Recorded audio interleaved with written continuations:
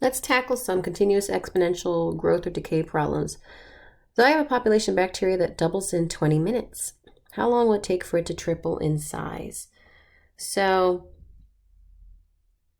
we're going to use our formula here for continuous exponential growth or decay, where C is our initial amount, Y is our final amount, K is our proportionality constant, and T is time. So if it's going to double in size, it doesn't matter they didn't give you any starting or ending amount. Pick your starting amount. So I'm going to say, oh, if I start with one bacteria, then after 20 minutes, because T equals 20, I will have 2 bacteria. So it doesn't matter, okay? I could say, oh, I started with 6 bacteria. In 20 minutes, how many bacteria would I have? 12. And watch what happens, okay? I divide that 1 over, I divide this 6 over, and I still end up with 2 is equal to e to the 20k. So it doesn't matter. That's the beauty of it. So now if I want to get the k out of there, I have to either log both sides or rewrite it as a log. So I'm just going to rewrite it as a log, a natural log, because this base is e, so I naturally ln is the selection, the choice, and then these two switch sides. Okay, so it's the ln of 2 is equal to 20 times k, so I divide by 20, and I get that k is equal to the ln of 2 over 20. It's kind of hard to see over here. All right, so that's the exact value for k, and I need that k if I want to solve for how long it'll take for it to triple in size. So now here's my equation. Okay, I can replace k with ln of 2 over 20. And now I can solve for how long it takes for it to triple in size. So if it's going to triple in size, again, I'm going to pick my starting amount, final amount. If my starting amount is 1, my final amount is 3. So there we go. And again, just like before, with it doubling, it doesn't matter. If I said my starting amount was 2, then if it tripled, then I have 6. And I'd still have e to ln of 2 over 20 t. And then when I divide that 2 over, surprise, surprise, I end up with the same thing. Okay, so again, I want to get the variable out of the exponent, this time the t instead of the k, so I'm going to have to use logs.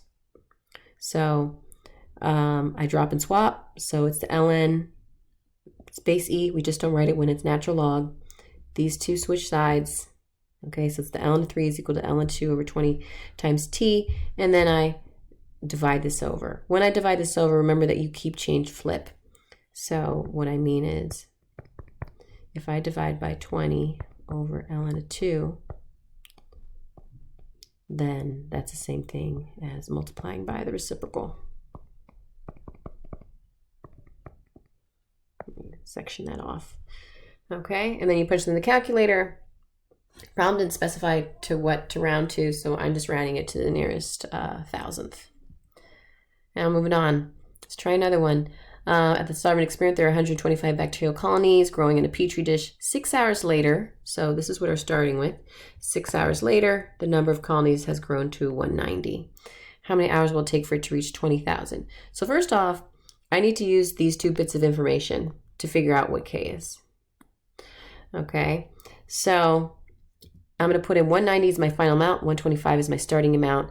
6 hours, that's t, I have to solve for k. But before I rewrite this as a log, I'm going to divide the 125 over to the other side, and then I'm going to rewrite it as a log.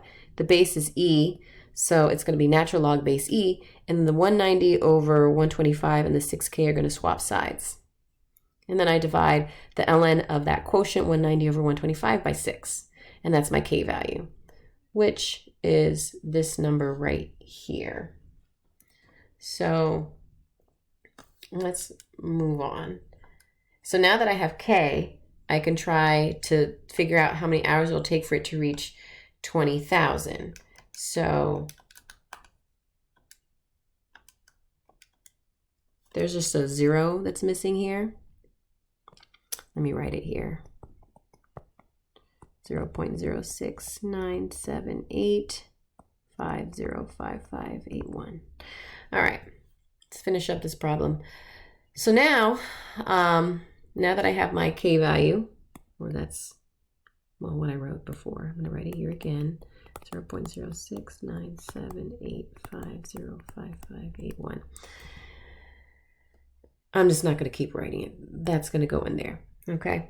So now I'm still starting with the same initial amount because this K value was dependent on me using the 125 or the 190 from before. So that initial amount has to hold. Okay. It didn't say how much time passed after we reached 190, because a lot of times what students will do is they'll put, instead of putting 125, they'll put 190.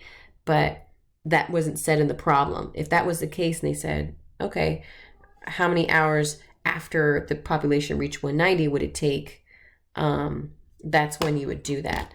So I'm assuming the same initial amount, 125. I plug in my K value. Remember this K value right here, not the typo that's in there. And 20,000 goes on the other side because that's my final amount. Divide by the 125 to isolate my E, and then rewrite it as a log, just like before. Okay.